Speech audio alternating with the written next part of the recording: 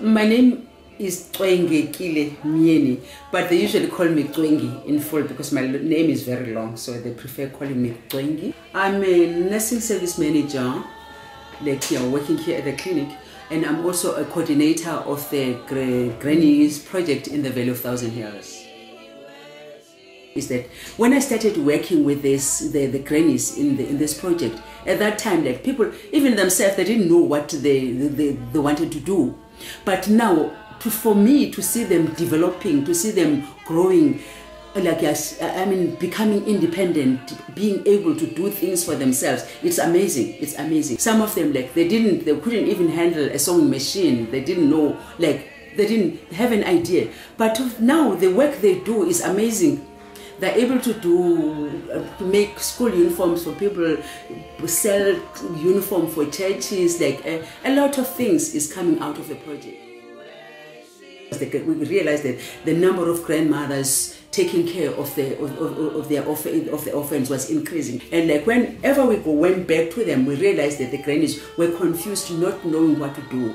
Because they've been bringing up their children, but now their children have died, and now they are now staying with, raising the grandchildren again, the grandchildren, and it was the financial problem, even emotional problems, a whole of confusion, because some of them, they didn't even have the papers, birth certificates and all. They knew nothing.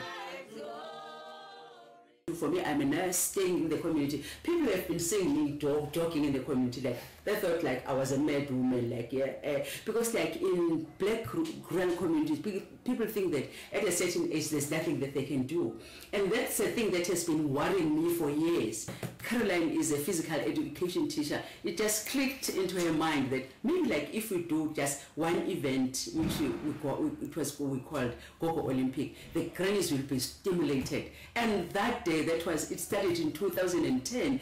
That it was such a success, and from that time, the grannies have never stopped to feel they've been so involved in physical exercises, because they realized, and even myself, I didn't know that grannies like to play soccer, but at that event, it just showed that they still, and even themselves, they realized that there's still a lot they can do. So the Gogolympics is now a yearly event, which is another success. Yeah. It is, the project is earning the granny. It's sort of earning the respect for the grannies and respect for the women, because we get people the grannies themselves now, they can organize events on their own. When I come to them, I explain that it's important to talk about these things instead of bottling up and not talking to other people. And they're now learning, they're able to talk. I remember very well when we were doing the first interview for the research, people wouldn't just talk, but now when we go to they just... At the moment, the Granny project is in the Valley of Thousand Hills, but you can see now it's spreading. Especially for the Gogolympics, I see that in a few years to be a national event. Yeah. But when I came here, I had to go back and work in the community, and that's the thing, that is what I wanted to, and that is what I love.